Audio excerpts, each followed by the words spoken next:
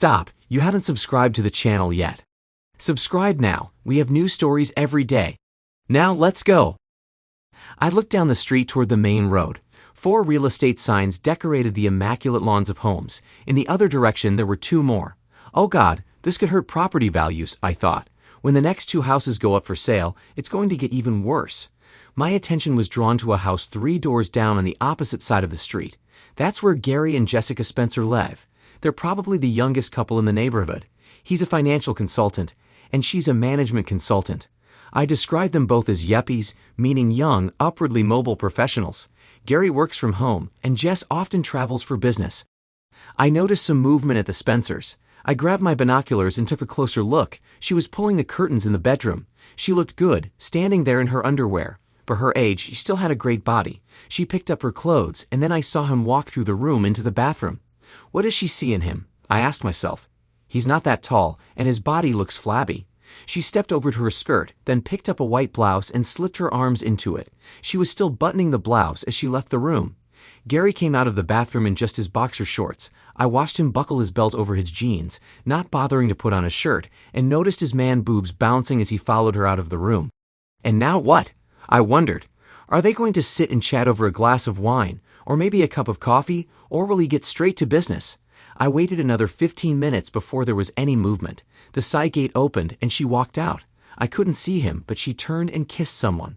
As she walked down the street, she turned and waved before crossing the road. My wife was coming home. The sound of my boots echoed through the house as I hurried down the stairs and went outside to take a seat in the conservatory. The side gate opened and I heard the click of her heels as she walked along the concrete path. As she opened the door, she smiled, and I tried to catch the tune she was humming as she passed through the archway into the dining room. A lot of houses in this neighborhood are up for sale. I wonder why. I saw her jump when I spoke, her hand rising to rest on her ample chest. She turned and saw me sitting in the wicker chair. "Giles, what are you doing here? You nearly gave me a heart attack." "Well, I'm happy to see you too, my dear. You know what I mean." "Of course I'm happy to see you, but I didn't expect you back for another 2 days." "What did you just say?" "I asked if you happen to know why so many houses in this neighborhood are up for sale. I thought you women were all close friends, and if anyone would know, it'd be you." "Actually, I don't. It's strange, but I haven't seen any of the girls since we took Alex to Durham. I was supposed to meet Sally for coffee on Monday morning, but you insisted we stay the night, so I missed it. We haven't been able to catch up since." "Well, last Monday, I saw Sally and Eric at the pub. I sensed some tension between them. When Eric went to the bathroom, Sally confided in me. Apparently, old Eric had an affair 4 years ago, and Sally just found out about it. They're trying to work through it, but the other woman lives nearby, and Sally wants to be as far away from her as possible." I noticed the color drain from her face when she heard my news. In my line of work, this happens often. The person you're questioning thinks you don't know anything, but you hint that you know a lot more. Suddenly, they lose their footing and their mind starts racing, trying to figure out just how much you really know. She froze for a moment, then started twirling her hair around her fingers. "Don't you think it's strange, Isabella, that Sally confided in me and not you, her best friend?" She shifted uncomfortably again.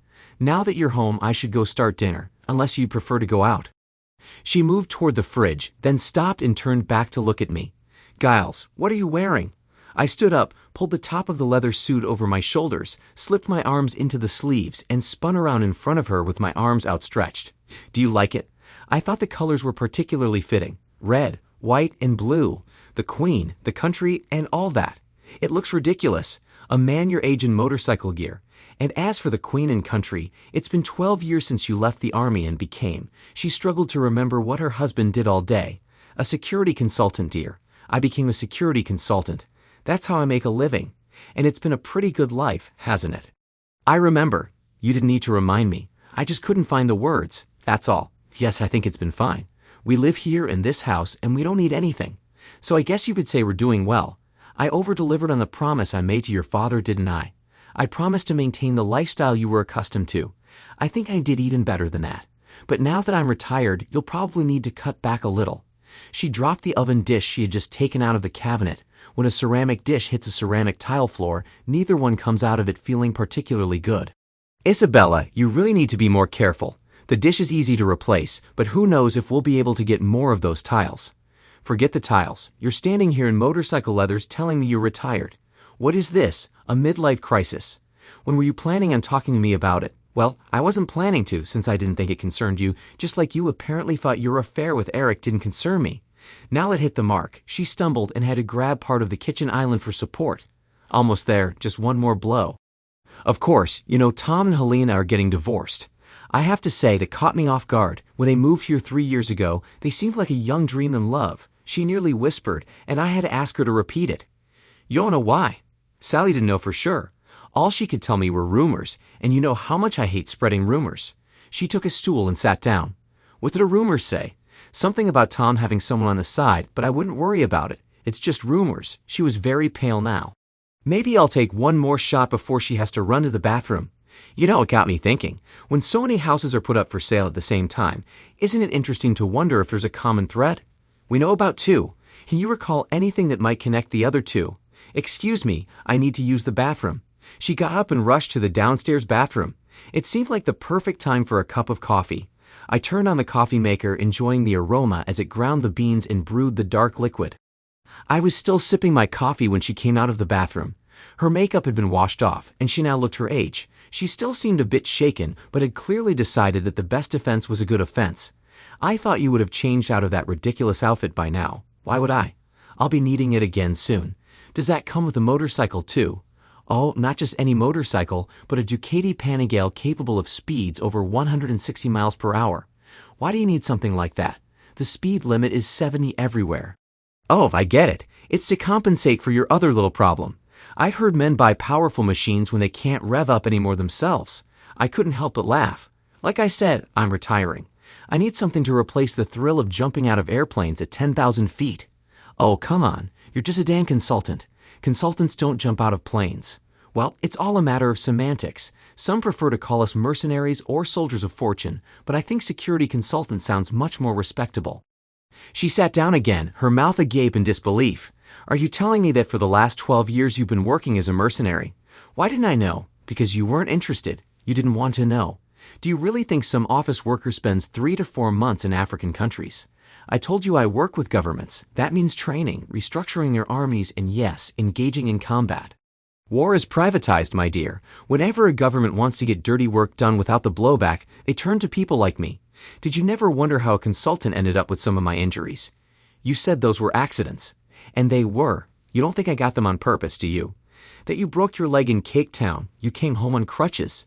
That's right. It was definitely broken. It just wasn't a car accident. Shrapnel wounds look a lot like the results of a complicated fracture.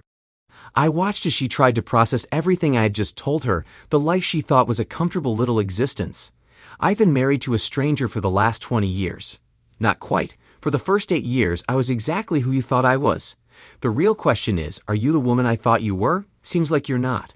Oh, I see. You can't blame me for seeking comfort when I wasn't getting anything from you. I never held your problem against you. I never even brought it up. I'm only human, and I have needs that you haven't fulfilled in a long time. 4 years, 3 months, and 23 days. Since the day I left for Cape Town, a look of disbelief crossed her face as she tried to piece it all together. I can't believe you've kept track down to the day. Oh, I get it. One of your injuries. That's what happened in Cape Town, isn't it? Yes, but the news hurt me far more than any physical injury. Do you have any idea what it's like to recover from surgery in a distant country and be told that your wife is sleeping with your neighbor back home? That's not true. Who would tell you that? That's even worse. Our own daughter came home to get her tablet and found you having sex in the bedroom with Eric. The poor child was devastated, crying on the phone, begging me not to break up the family. She stayed with my sister Jenny, who spent the whole night trying to comfort her. You have no idea how lucky you were to be 8,000 miles away from me that night. Jenny called me the next day and asked what I was going to do. I told her I would do whatever my little girl wanted. I don't know exactly when I made the decision, but before I left the hospital, I knew that I would never touch you again. Not the way a husband does. She stood in front of me in silence, and I could almost hear the gears turning in her head as she tried to piece everything together. She realized there was one piece of the puzzle missing, the one she couldn't figure out. Why now, Giles? Why are you telling me this now? Like I said, I'm retiring. While stepping back from the active park, I'm getting a bit slower, to keep up with the young guys. It's time to tie up loose ends, and you, my dear, are one of them. No, don't, Giles. I'll stop. I only went to Eric because I was desperate. I wasn't getting anything from you, but we can change. If you retire, we'll see each other much more. So Gary is just picking up my leftovers. Does that apply to Tom, Greg, and James too? Yes, of course. They were just substitutes. I would have preferred you, but you weren't here, and when you were, you weren't interested. And it never crossed your mind to ask, why? I thought you were having issues and didn't want to embarrass you by making you talk about it. How considerate of you, my dear. I'll miss that. What do you mean you'll miss that? We can fix this. We'll go to counseling. I don't understand how we'll do that when you're here and I'm in the south of France. You can't divorce me, Giles. It will ruin you. Oh, I don't think so, but you're right. I can't divorce you. Tell me, what do you remember about our wedding? She stared into my eyes, trying to read what was behind them. We got married on a beach in Bali. That strange little man was mumbling something in their language. The locals put flower garlands around our necks. It was all very romantic. And he gave us a certificate that neither of us could read. He insisted on kissing me, and I giggled because his beard tickled. Do you remember a civil ceremony when we got home? No, of course not. Why did we get married twice? That's exactly what I told the guy from the finance department when they refused to add your name to my pension. I had just returned from Helmand, and they asked me to sort out a few things. For God's sake, Giles, get to the point. The point is, my dear, that we were supposed to have a civil ceremony here. That certificate isn't worth the paper it's written on. I have to admit, my first thought was to talk to you and straighten things out. Then I heard rumors about what you were up to with that young subaltern while I was stuck in that hellhole. I put it on the back burner and kind of forgot about it. Legally, it seems we were never married. You're right. I can't divorce you. I don't believe you. This is all just a bluff. You can't just walk away like that. Take it to a lawyer. I'm sure they'll tell you I can do exactly that. Isabella was distracted by a noise outside, and she hurried to the window to look. There's a man hammering something into our lawn. Ah, that's for the real estate agent's sign. I called them on my way here when I put the house up for sale. I don't need it anymore. But what about me? What about Alex? I wouldn't worry about Alex. She's planning to spend the holidays with her father. I'll do my best to have her visit you. But the two of you haven't been close for years, have you? No, I won't let you avoid this. I'll go to a lawyer. There must be something I can do. I gave you the best 20 years of my life, and I deserve something. Go ahead. You can try to get what the Americans call palimony, support for a cohabitant in an unregistered relationship, but I'm not sure if there's any precedent for that here. You could demand compensation for being a nanny and housekeeper, but when the court sees how much you spend on clothes and jewelry each month, they might decide that you owe me instead. She sank back into the chair, resting her head in her hands. I don't believe this. This isn't happening to me. Do you hate me that much? Hate you? Why would I hate you? You're the mother of my daughter. I can't hate you. Besides, I've managed just fine without you. That got her attention. She lifted her head and looked me in the eye. You mean for the past 4 years you've been? Of course, a soldier always knows where to find fun, although I must admit, things haven't exactly been the same lately. So you have someone else, and you have the nerve to criticize me. Yes, it's unfair of me, isn't it? Especially since you're the one who brought us together. Sometimes you really are too kind to me. I watched her as she tried to make sense of the events of the day. She stretched her legs out in front of her, hugging them with her arms. She was gently rocking and occasionally shuddered. It seems that while your sensitivity stopped you from talking to me about my little problem, it didn't prevent you from discussing it with your friends. Jessica, in particular, was very sympathetic. She suggested I reach out to some people she thought could help me. I told her I didn't have any problems. But of course, I couldn't expect her to take my word for it. I had to show her, and the demonstration was real. You know, she's quite athletic. You're with Jessica. Now, I know you're joking. You're nearly twice her age. What could a woman like her possibly see in someone like you? I could ask the same about you and Gary. After all, he still seems to find something attractive in you at least twice a week. Perhaps I should have apologized for that remark. It was a bit below the belt. She truly had no idea that I knew about it. The hammering outside had stopped. The real estate agent had driven the stake into the ground and was attaching the for sale sign to it. The sound of the hammer was replaced by a lower rumble. Sounds like that's my motorcycle, I said, picking up my helmet and heading toward the front door. The motorcycle outside came to a stop in the driveway. The rider, slim but well-built, swung a shapely leg over the seat. As she lifted her helmet, a cascade of red hair fell over her shoulders. A fearsome beast. I can see why it excites you. I suppose I should be jealous. When it comes to an exhilarating ride, my dear, nothing compares to you. She smiled and gently bit her lower lip. We do make a great pair, don't we? Of course. Now our work here is almost done. Time to move on to the finale. The real estate agent had finished with my sign and started driving stakes into the Spencer's lawn. I hadn't noticed my wife following me outside, but Jessica did and leaned over to look past me. Oh, hi, Isabella. Could you do me a favor? Gary isn't feeling very well. You'll look after him for me, won't you? Isabella seemed to be at a loss for words, so Jessica answered for her. Of course you will, why not? You've been doing it for so long. You probably won't even notice the difference. I put on my helmet and started the engine. Jess hopped on behind me and we rode the short distance to the Spencer's house. Gary was arguing with a guy setting up the sign. He was caught off guard when a motorcycle pulled into the driveway. He was even more surprised when his wife jumped off the back seat. Be nice, Gary, and let the man do his job, but I don't understand what's happening. Maybe this will help, she said, pulling an envelope out of her leather jacket. It's a letter from my lawyer informing you that I'm filing for divorce. You don't have to sell a house. You can always buy me out, though I doubt you have the money for that. Gary stood there, staring at her with his mouth open. Don't worry, dear.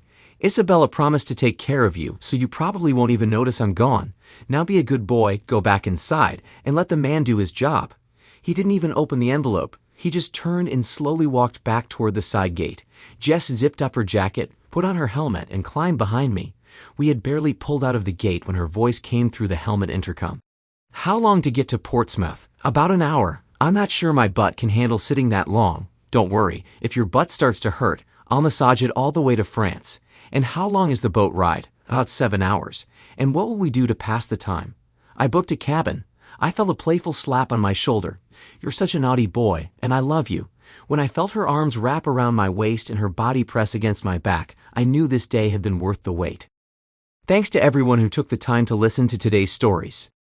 If you enjoyed it, please consider liking and subscribing if you haven't already. Feel free to share your thoughts on the events in the comments below. Take care.